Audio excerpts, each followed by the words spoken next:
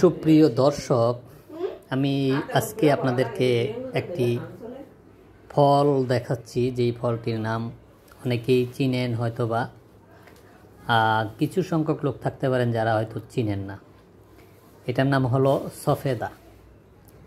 এই সফেদা ফল অনেকের কাছে খুব প্রিয়, আবার অনেকে এটাকে পছন্দ করেন না। আমার ব্যক্তিগতভাবে আমি এই ফলটাকে অনেক পছন্দ করি।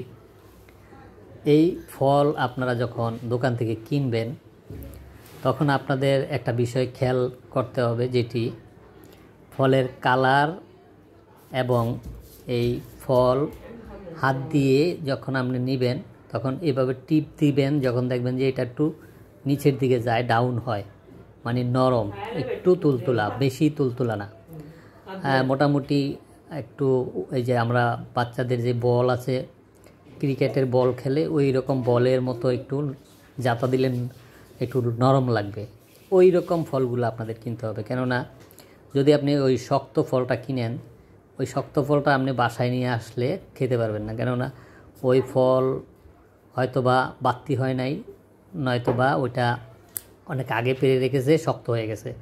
তো যেই ফল আপনি এরকম নরম পাবেন সেই ফলটা আপনাকে কিনতে হবে। ঠিক আছে, আমি আপনাকে এই ভিতরের অংশটা দেখাচ্ছি। দেখেন ভাই, এই যে ভিতরের অংশটা যখন আপনি এরকম দেখবেন, তখন এই ফলটা আপনার খেতে অনেক সুস্বাদু এবং মজাদার হবে। এটা যদি একটু ফ্যাকাশে টাইপের থাকে অথবা কালসা কালার থাকে তাহলে বুঝতে পারবেন ওইটা ন্যাচারালভাবে পাকে নাই, ওইটা একটু ডিপেটের দিকে চলে গেছে। তো আপনাদের কাছে বিষয়টা কেমন লাগলো জানি না, তো আপনাদেরকে বোঝানোর জন্য আমি এই ভিডিওটি করলাম। আল্লাহ হাফেজ।